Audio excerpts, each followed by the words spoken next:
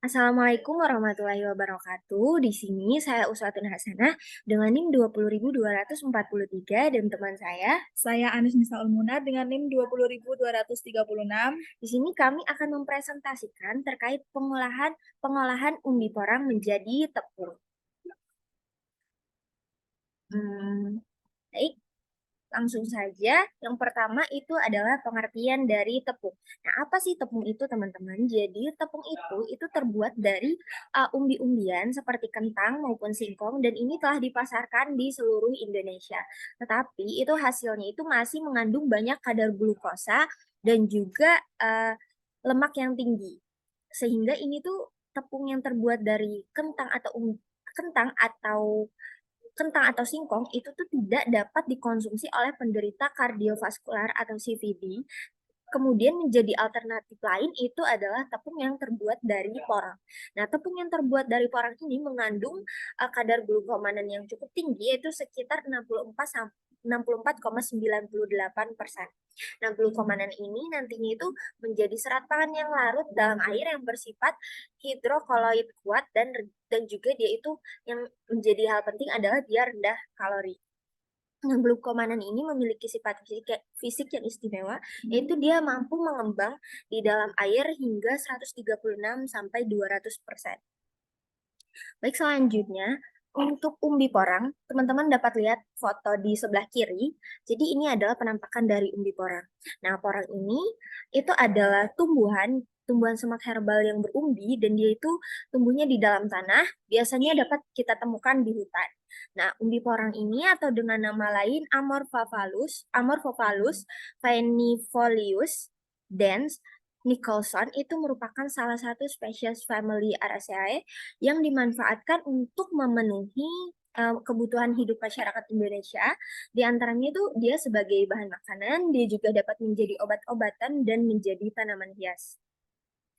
Nah, pemanfaatan tanaman ini itu sebagai bahan makanan dan obat-obatan dia diambil dari daun, batang, dan umbinya. Nah, umbi porang ini dapat dikonsumsi secara langsung seperti tanaman suek karena dia uh, memiliki atau mengandung glukomanan yang tinggi. Dia juga dapat digunakan untuk menjadi bahan baku dalam industri pangan, kesehatan, dan industri lainnya. Nah, adapun porang ini sendiri itu memiliki komposisi yang terdiri atas pati, manan, serat kasar, gula bebas foliosa lainnya. Nah, komponen lain yang terdapat di dalam umbi porang ini yaitu berupa kalsium oksalat, kemudian juga adanya kristal kalsium oksalat yang menyebabkan umbi itu nantinya terasa gatal. Nah, adapun sifat dari umbi porang ini yang pertama untuk kekerasan umbinya itu dia pada pengukurannya itu pada saat belum dikupas kulitnya dia akan uh, dia masih kasar dan atau masih keras. Alat yang digunakan untuk mengukur kekerasan umbinya itu netometer.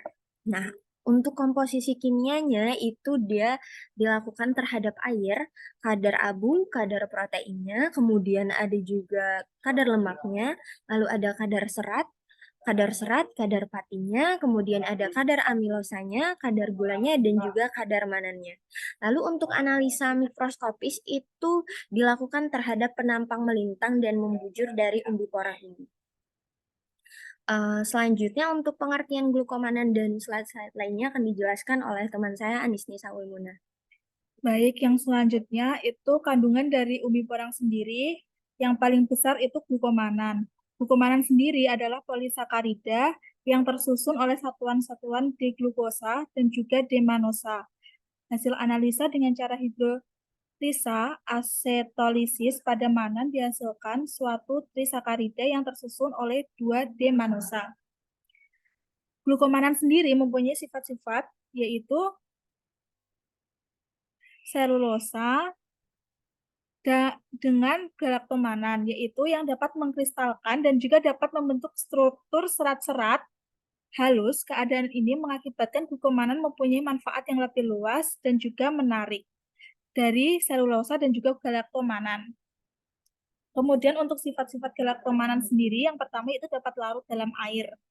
Mempunyai sifat yang larut di dalam air dan juga tidak larut di dalam NaOH 20%. Glukomanan dalam air dapat membentuk larutan yang sangat kental. Kemudian memiliki sifat yang membentuk gel.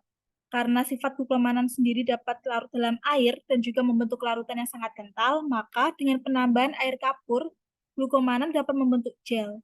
Gel tersebut akan membentuk sifat yang khas dan juga tidak mudah rusak. Kemudian dapat memiliki sifat yang merekat. Zat glukomanan sendiri di dalam air mempunyai sifat yang merekat, yang sangat kuat, dan juga dengan penambahan asam asetat, sifat merekat tersebut akan hilang. Kemudian selanjutnya, yaitu cara pengolahan umbi porang dijadikan tepung. Yang pertama yaitu ada pembersihan umbi porang. Pembersihannya sendiri yaitu umbi porang pertama akan dicabut.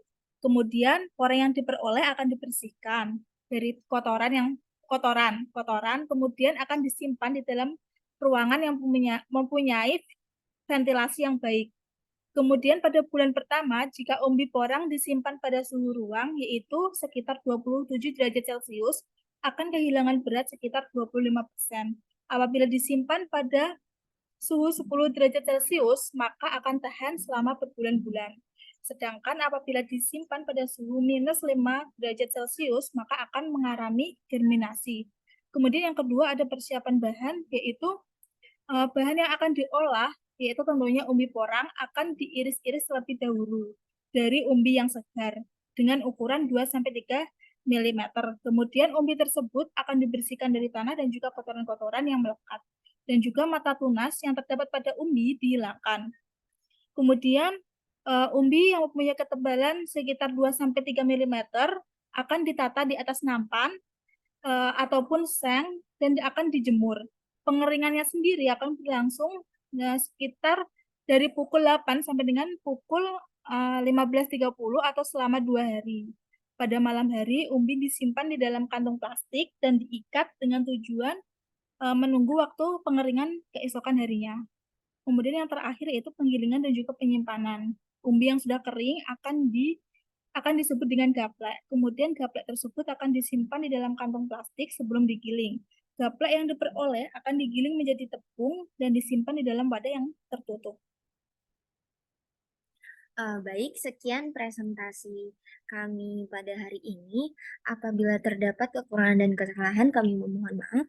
Kalaupun ada teman-teman yang ingin bertanya, bisa langsung tanya di kolom komentar. Sebelumnya, kami juga ingin berterima kasih kepada Bu Gita Indah Budiarti yang telah memberikan kami kesempatan untuk presentasi secara online untuk mata kuliah Teknologi Bahan Makanan kali ini.